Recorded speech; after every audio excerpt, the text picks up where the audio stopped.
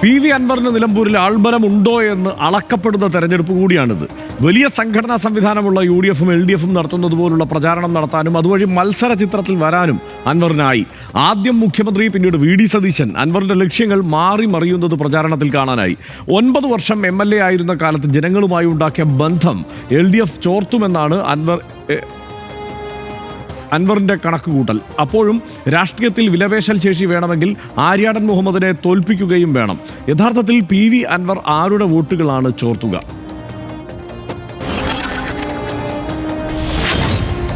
നിലമ്പൂർ ഇന്ന് ഉപതെരഞ്ഞെടുപ്പിന് പോളിംഗ് ബൂത്തിലെത്തിയതിന് ഒറ്റ കാരണമേ ഉള്ളൂ. അത് PV അൻവറാണ്. പിണറായി സത്തിനെതിരായ കലാപമെന്ന് പ്രഖ്യാപിച്ചായിരുന്നു രാജി. എല്ലാം മാറിമറിഞ്ഞത് ഉപതെരഞ്ഞെടുപ്പ് പ്രഖ്യാപനത്തിന് ശേഷമുള്ള ദിവസങ്ങളിലാണ്. PV അൻവറിന്റെ ആദ്യഘട്ട സമ്മർദ്ദ നീക്കങ്ങളൊന്നും ഫലം കണ്ടില്ല. പലവിധ കണക്കുകൂട്ടലുമായി UDF വാതിൽ തുറക്കുന്നതും കാത്തുനിന്നെങ്കിലും സതീശനുമായി ഏറ്റുമുട്ടി മുറിവേറ്റി പിൻവാങ്ങി. ഇനി മത്സരിക്കാനില്ലെന്ന് പ്രഖ്യാപിച്ചു. വിതുമ്പി കരഞ്ഞു. മത്സരിക്കുമെന്നും ഇല്ലെന്നും പിന്നീട് പലവട്ടം മാറ്റി പറഞ്ഞു. ഒടുവിൽ ഒറ്റയാനായി കളത്തിലിറങ്ങാൻ അൻവർ തീരുമാനിച്ചു.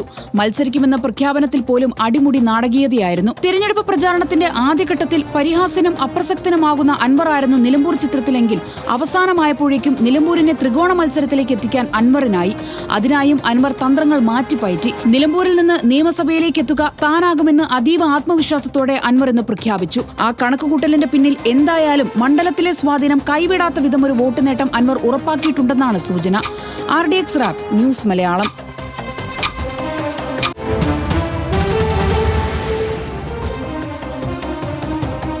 എല്ലാ മുന്നണികളെയും ഒരേപോലെ എതിർത്തൊരു സ്വതന്ത്രന്റെ ശ്രദ്ധേയ മത്സരം സമീപകാലത്ത് ആദ്യമാണ്. തുടക്കത്തിൽ ഉയർത്തിയത് CPIM-നും പിണറായിക്കും അതിരൂക്ഷ വിമർശനമാണ്. UDF പ്രവേശനം പാളിയതോടെ VD സതീശൻ പ്രധാന ശത്രുവായി. ഉയർത്തിയത് രൂക്ഷ വിമർശനം. പ്രചാരണം പുരോഗമിക്കവേ LDF UDF വിമർശനത്തിന് മൂർച്ച കുറച്ചു.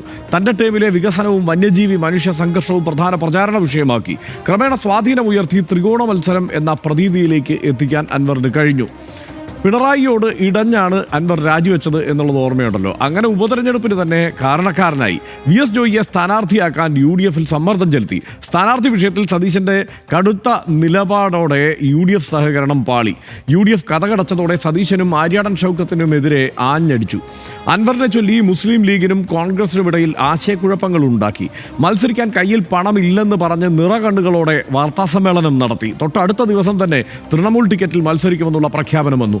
TMC ടിക്കറ്റിൽ നൽകിയ പത്രിക പൂർണ്ണമല്ലാത്തതിനാൽ തള്ളി. സ്വതന്ത്ര സ്ഥാനാർത്ഥിയായി. പ്രചാരണത്തിന്റെ ആദ്യഘട്ടത്തിൽ ഉയർത്തിയത് പിണറായിസം, സതീശനിസം തുടങ്ങിയ ആരോപണങ്ങളാണ്. വ്യത്യസ്ത പ്രചാരണ രീതി അദ്ദേഹത്തിനുണ്ടായിരുന്നു. വ്യാപാരി തൊഴിലാളി സ്ക്വാഡ് വർക്കുമായി സജീവമാവുകയാണ് PV അൻവർ മണ്ഡലത്തിൽ ചെയ്തത്. TMC നേതാവ് യൂസുഫ് പത്താനെ എത്തിച്ച് നിലമ്പൂർ നഗരം സ്തംഭിപ്പിച്ചുള്ള വലിയ റോഡ് ഷോ നടത്താനും PV അൻവറിനായി. പ്രചാരണത്തിന്റെ അവസാന ദിവസങ്ങളിൽ ത്രികോണ മത്സര പ്രതീതി ഉണ്ടായി. ജനങ്ങളെ ബുദ്ധിമുട്ടിച്ച് കുട്ടിക്കലാശത്തിന് ഇല്ല എന്നുള്ള നാടകീയമായ പ്രഖ്യാപനവും അൻവറിന്റെ ഭാഗത്തുനിന്ന് വന്നു. നിലമ്പൂരിന്റെ പ്രശ്നങ്ങൾക്ക് പരിഹാരം താൻ മാത്രമാണെന്നുള്ള പ്രതീതി ഉണ്ടാക്കിയുള്ള നീക്കങ്ങൾ കൂടിയായിരുന്നു. സനീഷ്, അതിലേക്ക് പോകുന്നതിന് മുമ്പ് നമുക്കൊരു ചെറിയ ബൈറ്റുകൾ കൂടി നമുക്ക് കേട്ടതിന് ശേഷം മറ്റു വിശകലനങ്ങളിലേക്ക് പോവാം. ബൂത്ത് സന്ദർശനത്തിനിടെ ചിരിച്ചുകൊണ്ട് അടുത്തു വന്ന ആര്യാടൻ ഷൗക്കത്തിനോട് തന്നെ കെട്ടിപ്പിടിക്കരുതെന്ന് പറഞ്ഞ് PV അൻവർ വിലക്കുകയായിരുന്നു. ഹസ്തദാനത്തിന് കൈനീട്ടിയ ഷൗക്കത്തിന് കൈകൊടുത്തെന്ന് വരുത്തിയതിനു ശേഷം അൻവർ ക്യാമറ ഫ്രെയിമുകളിൽ നിന്നും പിന്നോട്ടൊഴിഞ്ഞു. ആദ്യം ആ ദൃശ്യങ്ങളിലേക്ക്.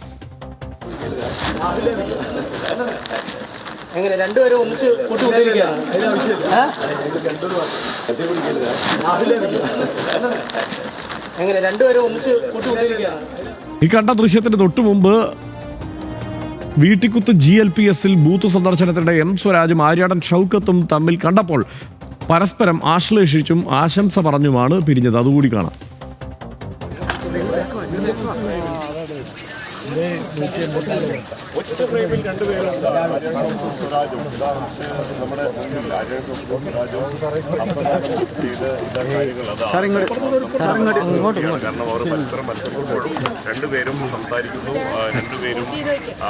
ഷൗക്കത്ത് ധൃതരാഷ്ട്രാലിംഗനത്തിന്റെ ആളാണ്, അതിന് വിധേയനാകാനില്ല എന്നാണ് PV അൻവർ പ്രതികരിച്ചത്. തനിക്ക് ഷൗക്കത്തിനെയും സ്വരാജിനെയും പോലെ അഭിനയം വശമില്ല എന്നുകൂടി അദ്ദേഹം പറഞ്ഞു.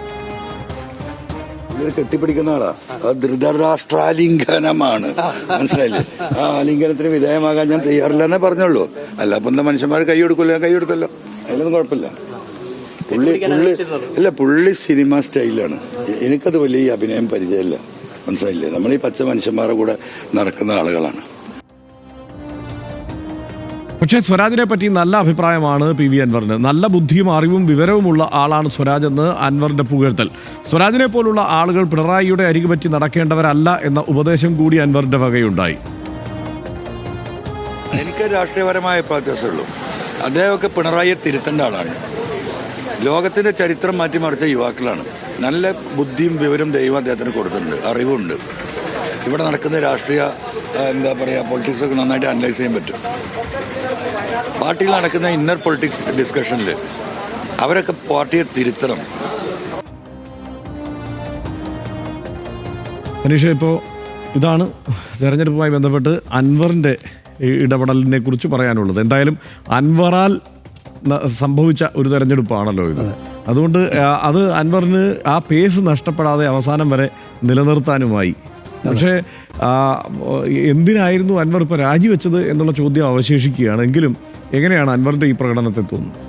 അതായത് ഞാൻ രാജിവെച്ചത് ആര്യാടൻ ഷൗക്കത്തിനെ MLA ആക്കാനാണോ എന്നൊരു ചോദ്യം അൻവർ ഈ കാലത്തിനിടയിൽ ചോദിച്ചിട്ടുണ്ടല്ലോ. അപ്പോൾ അതുകൊണ്ട് ഇന്നിപ്പോൾ സ്വരാജിനോടുള്ള സ്നേഹം ആണ് അദ്ദേഹം പ്രകടിപ്പിച്ചത്. മറ്റേയാൾ കൈ കൊടുത്തു മനസ്സോടെ എങ്കിലും ഒന്ന് കെട്ടിപ്പിടിക്കാൻ തയ്യാറായിട്ടില്ല. അപ്പോൾ ആരാണ് PV അൻവറിൻ്റെ കൂടുതൽ വലിയ ശത്രു ഈ തെരഞ്ഞെടുപ്പിൽ രണ്ട് ഭാഗത്ത് നിൽക്കുന്നവരെന്ന് ചോദിച്ചാൽ സംശയമില്ലാതെ നമുക്ക് പറയാം ആര്യാടൻ ഷൗക്കത്താണെന്ന്.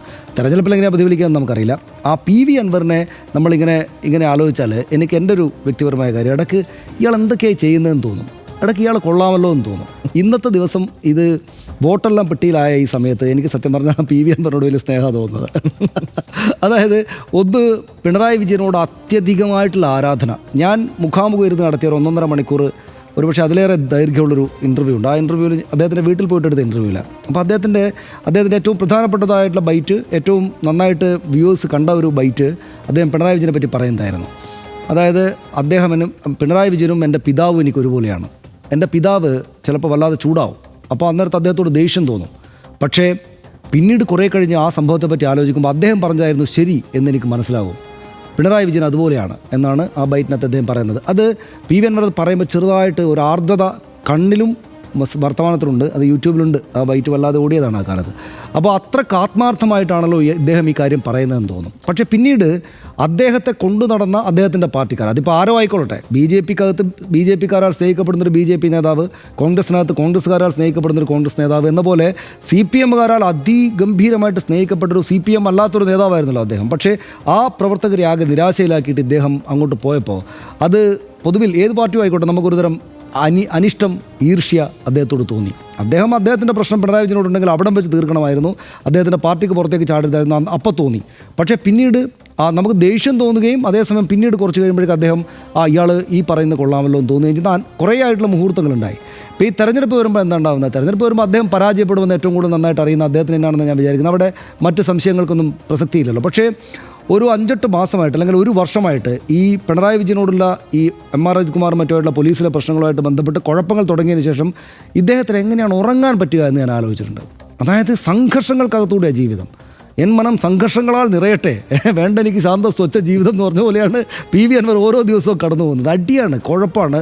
അത് കുറേ കാലം പിണറായി വിജയനോട് അടിച്ചിട്ട് പിന്നീട് VD സതീശനോട് അടിച്ചു. എന്നാൽ പിന്നെ അവിടെ അങ്ങ് വഴങ്ങിയിട്ട് ആ ഭാഗത്ത് സപ്പോർട്ട് കൊടുത്ത് അടുത്ത തെരഞ്ഞെടുപ്പിൽ ഒരു സീറ്റ് എവിടെയെങ്കിലും കരസ്ഥമാക്കിയിട്ട് ആര്യാടൻ ഷൗക്കത്തിനെ വിജയിപ്പിച്ച് കൊടുക്കട്ടെ എന്ന് അദ്ദേഹം വിചാരിച്ചില്ല. അവിടെ പോയിട്ട് തെരഞ്ഞെടുപ്പിലേക്ക് മത്സരിക്കാനുള്ള തടസ്സങ്ങൾ അനവധിയായിരുന്നു. തൃണമൂൽ കോൺഗ്രസ് അങ്ങനെയാണ്. അതിനകത്ത് പൈസ ഇല്ല എന്നുള്ള ആവലാതി പറച്ചിൽ അവിടെ ഉണ്ടായിരുന്നു. പക്ഷേ കാശൊക്കെ നമ്മളവിടെ കണ്ടു. ഇയാൾ എന്താണ്, ഇയാൾ പോസിറ്റീവാണോ നെഗറ്റീവാണോ, ഇയാൾ എന്താണ് എന്ന് മനസ്സിലാക്കാനാകാത്ത വിധം PV അൻവറിനെ പ്രദർശിപ്പിച്ച ഒരു തെരഞ്ഞെടുപ്പാണിത് ഞാൻ വിചാരിക്കുന്നു. അത് നമ്മുടെ കേരളത്തിൽ ഈ സമീപകാല രാഷ്ട്രീയ ചരിത്രത്തിൽ PC ജോർജൊക്കെയാണ് ഈ രണ്ട് മുന്നണികൾക്ക് അപ്പുറത്തേക്ക് നിന്ന് വർത്തമാനമൊക്കെ പറഞ്ഞുണ്ടാക്കിയ ഒരാൾ, ഒരു ബഹളം ഉണ്ടാക്കിയ ആൾ. പക്ഷേ ആദ്യമായിട്ട് ഒരു കുറച്ച് കഴിയുമ്പോഴേക്ക് BJPയിൽ പോയി ചേരും. അപ്പോൾ ഈ മൂന്ന് കക്ഷികൾക്ക് നേരത്തെയൊക്കെ രണ്ട് ഭാഗങ്ങൾ മാത്രം ഉണ്ടായിരുന്നിടത്ത് ഇപ്പോൾ BJP കൂടെ വന്നിട്ട് അവർക്ക് സമ്പത്തും പണമൊക്കെ ഉള്ളതുകൊണ്ട് അവിടേക്ക് പോയി നിൽക്കാവുന്ന നിലയുണ്ടായിരിക്കുന്ന സ്ഥലത്ത് ഈ മൂന്നിടത്തും അല്ലാതെ ഒരു ഒറ്റയാനായിട്ട് നിൽക്കുന്ന ഒരു നേതാവായിട്ടാണ് PV അൻവറിനെ കാണുന്നത്. ഒറ്റ കാര്യം കൂടി പറയാം, വോട്ടെല്ലാം പെട്ടിയിലായല്ലോ. PV അൻവർ വിജയിക്കുമെന്ന് ഞാൻ വിചാരിക്കുന്നേയില്ല. ഇപ്പോൾ ഈ പറയുന്ന കാര്യം തെറ്റിപ്പോവുകയാണെങ്കിൽ ശരി നമ്മൾക്ക് ഈ തെരഞ്ഞെടുപ്പിൽ പഠിക്കാൻ കുറേയേറെ കാര്യങ്ങളുണ്ട് എന്ന് നമ്മൾ മനസ്സിലാക്കാറുണ്ടല്ലോ. പക്ഷേ പി വി അൻവർ ഈ തെരഞ്ഞെടുപ്പിൽ വിജയിക്കാനേ പോകുന്നില്ല എന്ന് ഞാൻ വിചാരിക്കുന്നു. പക്ഷേ പി വി അൻവർ ഇനി അങ്ങോട്ടുള്ള കേരള രാഷ്ട്രീയത്തിലെ ഒരു പ്രധാനപ്പെട്ട ഒരു പോയിന്റ് ആയിരിക്കും എന്ന് ഞാൻ വിചാരിക്കുന്നു. ഈ തെരഞ്ഞെടുപ്പിനകത്ത് അദ്ദേഹത്തിൻ്റെ പ്രസൻസും അദ്ദേഹം ഇങ്ങനെ തന്നെയാണ് മുന്നോട്ട് പോകുന്നതെങ്കിൽ ഇനി അങ്ങോട്ട് വ്യക്തിപരമായിട്ടും നേതാവ് എന്ന നിലക്കും ഏത് ഭാഗത്താണ് നിൽക്കുന്നതെങ്കിൽ പോലും ഒരു പ്രധാനപ്പെട്ട പോയിന്റ് ആയിരിക്കും അദ്ദേഹം, ഒരു അടയാള പോയിന്റ് ആയിരിക്കും അദ്ദേഹം എന്നാണ് ഞാൻ വിചാരിക്കുന്നത്. എനിക്ക് തോന്നുന്നത് പാലോളി മുഹമ്മദ് കുട്ടി പറഞ്ഞല്ലോ, ഈ വലിയ വിവാദങ്ങൾ അങ്ങ് മൂത്ത് ഈ CPIM-ഉമായുള്ള സഹകരണം അവസാനിപ്പിക്കുന്ന ഘട്ടം എത്തുമ്പോഴേക്ക് പാലോളി മുഹമ്മദ് കുട്ടി പറയുന്നുണ്ട് അയാൾ കോൺഗ്രസ്സുകാരനാണ്, CPM സംസ്കാരം അറിയാത്ത ആളാണ്, CPM-ൽ വളർന്ന ഈ പാർട്ടി എന്നുള്ള നിലയ്ക്കുള്ള ഒരു ശിക്ഷണം കിട്ടിയിട്ടുള്ള ആളല്ല എന്ന മട്ടിൽ അദ്ദേഹം പറഞ്ഞു വെച്ചിട്ടുണ്ട്. എനിക്ക് തോന്നുന്നത് അതുതന്നെയാണ് PV അൻവർ ഇടതുമുന്നണിയുമായി സഹകരിച്ചപ്പോഴുണ്ടായ പ്രശ്നം. വളരെ ആത്മാർത്ഥതയുള്ള ആളാണ്. അത് ആ നിലയ്ക്ക് തന്നെയാണ് പിണറായി വിജയൻ്റെ കാര്യത്തിൽ അദ്ദേഹം ഇടപെട്ടത്. ഇപ്പോൾ പിണറായി വിജയന് വേണ്ടി അൻവർ ഇടപെട്ട് തുടങ്ങുന്നത് എവിടെയാണ് എന്നുള്ളത് നമ്മൾ ആലോചിക്കണമല്ലോ. ഇത് എല്ലാം അങ്ങ് മറന്നു പോകുന്നതും ഒരു സുഖമുള്ള കാര്യമല്ലല്ലോ. അതായത് ഈ ഷാജൻ സ്കറിയയെ പോലെ ചിലർ അതിരൂക്ഷമായി സോഷ്യൽ മീഡിയയിൽ പിണറായി വിജയനെയും കുടുംബത്തെയും ഒക്കെ അവഹേളിക്കുന്നു എന്നുള്ള ഒരു ചിന്തയിൽ നിന്നാണ്, അതിനെ വേണ്ട രീതിയിൽ പ്രതിരോധിക്കാനുള്ള ഒരു സംവിധാനം ഇവിടെ കാണുന്നില്ല എന്ന തോന്നലിൽ നിന്നാണ് അൻവർ ഇറങ്ങിത്തിരിക്കുന്നത്. അൻവർ അതിന് പല ശ്രമങ്ങളും നടത്തി ആ കാലത്ത്. അത് എനിക്ക് തോന്നുന്നത് ആ കാലത്ത് എല്ലാവർക്കും അറിയാവുന്ന കാര്യമാണ്. പല തരത്തിലാണ് ആ ശ്രമം നടത്തിയത്. പക്ഷേ ആ ശ്രമങ്ങളെല്ലാം പരാജയപ്പെടുകയായിരുന്നു. അൻവർ വിശ്വസിക്കുന്നതും ഒരുപക്ഷെ അതിന് സാധ്യതയുമുള്ള ഒരു സംഗതി, ഇതെങ്ങനെയാണ് കൈകാര്യം ചെയ്യേണ്ടത് ഇത്തരമൊരു സാഹചര്യം, സോഷ്യൽ മീഡിയയെ ഈ രീതിയിൽ സോഷ്യൽ മീഡിയയിലുള്ള ഇത്തരം ഇടപെടലുകളെ കൈകാര്യം ചെയ്യേണ്ടത് എങ്ങനെയാണ് എന്ന് വൈകി മാത്രം സോഷ്യൽ മീഡിയയിൽ ഇടപെടുന്ന ലെഫ്റ്റ് ഹാൻഡിലുകൾക്കറിയില്ലായിരുന്നു, പാർട്ടിക്കറിയില്ലായിരുന്നു എന്നുള്ളതാണ് ഒരു പ്രശ്നം. രണ്ട്, പോലീസ് വളരെ തന്ത്രപരമായി തന്നെ ഈ കാര്യത്തിൽ അൻവറിനെതിരായ ഒരു നിലപാട് സ്വീകരിച്ചിട്ടുണ്ട്. അതുകൊണ്ട് തന്നെ അൻവറിന് നിലപതറിപ്പോയി എന്നുള്ളത് അവിടെയാണ്. മാത്രമല്ല, ഈ സ്വർണ്ണക്കടത്തുമായി ബന്ധപ്പെട്ടുള്ള ആരോപണങ്ങൾ അൻവർ എന്തും ആരോപിക്കുന്ന ഒരു അവസ്ഥയിലേക്ക് അൻവർ ഒരു ഘട്ടം കഴിഞ്ഞപ്പോൾ എത്തി. അതായത് തിരിച്ചടി നേരിടുന്നു എന്നുള്ള ഘട്ടം വരുമ്പോൾ എന്തും ആരോപിക്കാം എന്നുള്ള ഒരു തലത്തിലേക്ക് വന്നു. ആ ആരോപണങ്ങളിൽ, ഈ സ്വർണ്ണക്കടത്തുമായി ബന്ധപ്പെട്ടൊക്കെ ഉണ്ടായ ആരോപണങ്ങളിൽ പതറി, എന്ന് വെച്ചാൽ അനാവശ്യമായ വഴിതെറ്റിയ ആരോപണങ്ങളിലേക്ക് കൂടി ഒരു പരിധി വരെ പോയി. അപ്പോൾ ഈ പറയുന്ന പോലീസിൻ്റെ ബ്രീഫിങ്ങും മറ്റു കാര്യങ്ങളുമൊക്കെ ഒരുപക്ഷെ അത് സർക്കാരിനെ സ്വാധീനിച്ചിട്ടുണ്ടാവാം. മാത്രമല്ല, മുഖ്യമന്ത്രിക്ക് ഇങ്ങനെ പോയ കോടാലി പോലെ ഒരാളെ കൊണ്ടു നടക്കുന്നത് അപകടമാണ് എന്നുള്ള തോന്നലിലേക്ക് വരുമ്പോഴാണ് ഓരോ ചെറുതായിട്ടൊന്ന് തോണ്ടുന്നത്. സ്വർണ്ണക്കടത്തുമായി ബന്ധപ്പെട്ടുള്ള ഒരു ചെറിയ തോണ്ടലിൽ അൻവർ തകർന്നുപോയി. അപ്പോൾ ഇതാണ് യഥാർത്ഥത്തിൽ സംഭവിച്ചുള്ളത്. അൻവർ ഒരു ഭയങ്കര കുഴപ്പക്കാരനായിട്ടുള്ള ഒരു രാഷ്ട്രീയ നേതാവല്ല. അതിനകത്ത് വർഷം തുടക്കത്തിൽ പറഞ്ഞ കാര്യത്തിൽ അതുണ്ട്. അതായത് അൻവർ കോൺഗ്രസ്സുകാരനാണ്, കോൺഗ്രസ് രാഷ്ട്രീയ. അതായത് പിണറായി വിജയൻ എന്ന വ്യക്തിയോടുള്ള ആരാധനയാണ്. ഞാൻ തുടക്കത്തിൽ പറഞ്ഞു, അദ്ദേഹത്തോട് കണ്ണു നിറയുന്നത്രക്ക് വലിയ ആരാധനയാണ്. വ്യക്തികളോട്, ഗ്രൂപ്പുകളുടെ നേതാക്കളോട് വലിയ ആരാധന വരുന്ന കോൺഗ്രസ് രാഷ്ട്രീയം അദ്ദേഹത്തിൻ്റെ ആത്യന്തികമായ രാഷ്ട്രീയം. ഇപ്പോൾ പിണറായി വിജയനെതിരായിട്ടുള്ള അറ്റാക്ക് വന്നുകൊണ്ടാണ്, പാർട്ടിക്കെതിരായ അറ്റാക്ക് വന്നുകൊണ്ടല്ല, പിണറായി വിജയനെതിരായ അറ്റാക്ക് വന്നുകൊണ്ടാണ് അദ്ദേഹം ചാടി മുന്നിലേക്ക് ഞാൻ രക്ഷിക്കാമെന്ന് പറഞ്ഞ് ഇറങ്ങുന്നത്. പക്ഷേ ഇവരുടെ ഈ പാർട്ടിക്കാരുടെ, CPM-കാരുടെ ഒരു പരിപാടി എന്താണ്? ഇപ്പോൾ പിണറായി വിജയൻ എതിരെ അറ്റാക്ക് വരുമ്പോൾ എത്ര ശക്തമായ അറ്റാക്ക് പിണറായി വിജയൻ എന്ന് പേരെടുത്ത് പറഞ്ഞാലും, അദ്ദേഹത്തിൻ്റെ കുടുംബത്തിനെതിരെ, മകൾക്കെതിരെ പറഞ്ഞാലും അദ്ദേഹം എങ്ങനെയും ഒഴിഞ്ഞു കൊടുത്തിട്ട് പാർട്ടിയിലേക്ക് വിടും. അത് പാർട്ടിയുടെ ഭിത്തിയിൽ തട്ടി ഇതെല്ലാം ചെതറിപ്പോകും. ഇതാണ് അവരുടെ രീതി.